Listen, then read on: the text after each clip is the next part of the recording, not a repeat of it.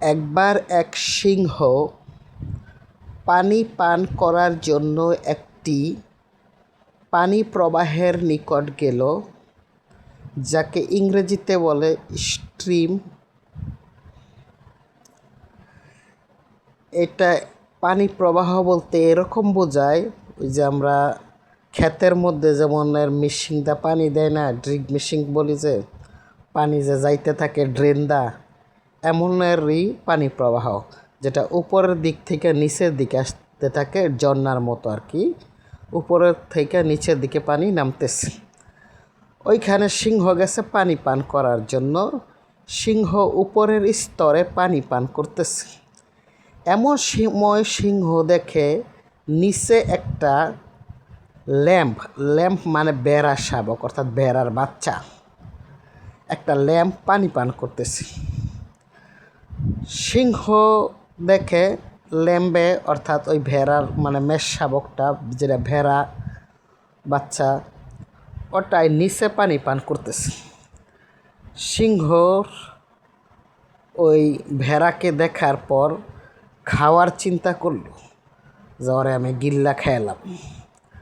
তাই সিংহ চিন্তা করতে লাগলো কিভাবে এই ভেড়াটাকে খাওয়া যায়। ভেড়াটা তো ছোটো মোটো, বা তার একটা দোষ দিয়ে তার উপরে পরে তারে আমি খাইয়া লাই, আনাইকে যদি দোষ না দিয়ে খাইয়া লাই তাহলে কেমন দেখা যায়। তাই সিংহ নিচে গেল, গিয়ে ওই বেড়া শাবকটাকে মানে ওই মেষ শাবকটাকে বলতে লাগলো, এই তুমি এখানে পানি গুলা করতেছ কেন? তখন মেষ শাবক বলল, এই যে বস, অর্থাৎ সিংহকে সে বস বলে সম্বোধন করে বলতেছে, এই যে বস, আপনি উপরের স্তরে পানি পান করতেছেন, আপনার হেন্দা পানি আমার হেন পরে নামে, আমি নিচের স্তরে, আপনি উপরের স্তরে, তাহলে আমি পানি কেমনে গুলা করতেছি? বরং আপনি এই পানি গুলা করতেছেন, পরে এই গুলা পানি আমার কাছে আইতেছে, বরং আমার আপনি ডিস্টার্ব করতেছেন। সিংহ তো ফ্লপ খেয়ে গেল, আর তো বলার ভাষা নাই। মানে মেষ শাবকের প্রতিবাদ তো ঠিকই, সে নিচে পানি পান করতেছে, তাই সে গুলা করলে ওই পানি তার উর্ফে যাইত না। সিংহে উর্ফের থেকে গুলা করতেছে, বরঞ্চ তার কাছে গুলা পানি আসতেছে। তখন সিংহ চুপ থেকে আরেকটা বুদ্ধি বের করলো। সিংহর মাথায় কিন্তু অনেকটাই চিন্তা, যেমনে পারে এই মেষ শাবক অর্থাৎ এই ল্যাম্পকে সে খাবে। তাই সিংহ আবার দ্বিতীয় এক বুদ্ধি বের করলো। এবার সিংহ বলল, এই আমার মনে হইছে তুই আমার 1 বছর আগে বকছিলি, আজকে তোর খবর আছে, আজকে আমি তোরে খামুই। তখন ওই মেষ শাবক বলল, আমি আপনার 1 বছর আগে বকমু কীভাবে? আমার বয়স হইতো মাত্র 9 মাস।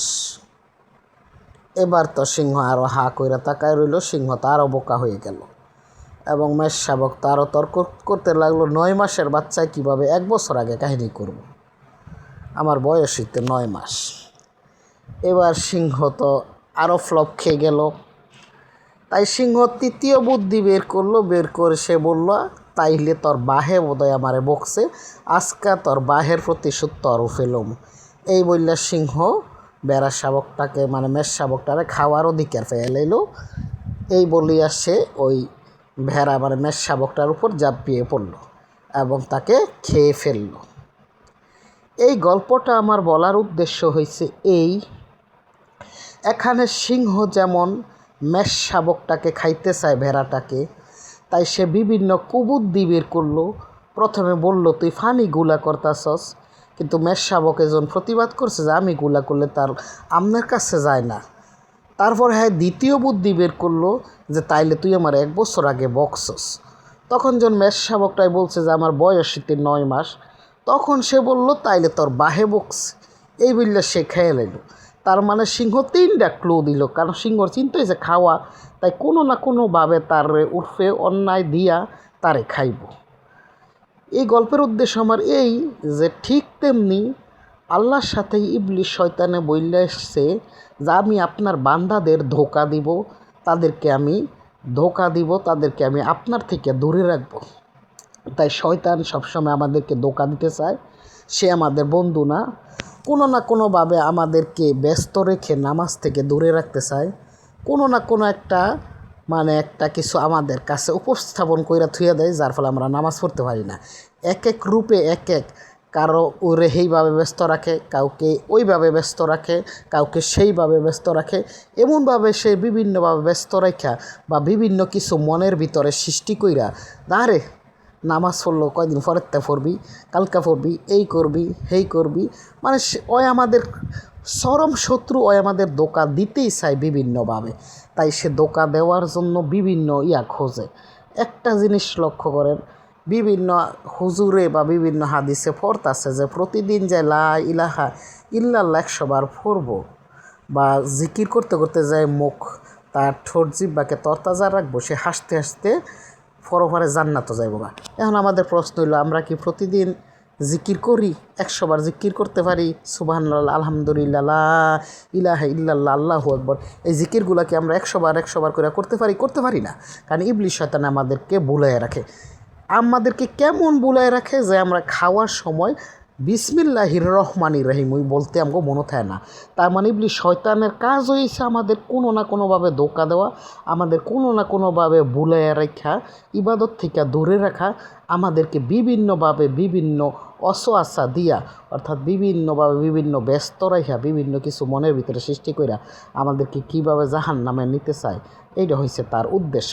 সিংহ যেমন খাইতে চায় বেড়াকে, তাই বিভিন্ন করলো, ঠিক তেমনি এই ইবলিস শয়তান আমাদেরকে ধ্বংস করতে চায়, তাই সে আমাদের পিছে লাগিয়েছে বিভিন্নভাবে আমাদেরকে নষ্ট করার জন্য। তাই আমাদের তার বিরুদ্ধে যুদ্ধ করতে হইব, জিহাদ করতে হইব। তাই মনের ভিতরে আমরা প্রতিজ্ঞা করি যে আমরা আজান দিলেই নামাজও যাবো গা, আমরা নামাজ পড়ব, আমরা তার সাথে যুদ্ধ করব, আমরা খারাপ থেকে দূরে থাকব। নফসের সাথে জিহাদ হইল দুনিয়ার মধ্যে সবচেয়ে বড় জিহাদ। তাইলে আমরা সর্বদা চেষ্টা করব ভালো কাজ করার। আল্লাহ তাআলা আমাদেরকে ইবলিস শয়তানের মতো এবং চরম শয়তান থেকে আমাদেরকে রক্ষা করুক। আমরা যেন সবাই 5 ওয়াক্ত নামাজ পড়তে পারি, ভালো কাজ করতে পারি। আল্লাহ আমাদের সবাইকে সেই তৌফিক দান করুক। আমিন।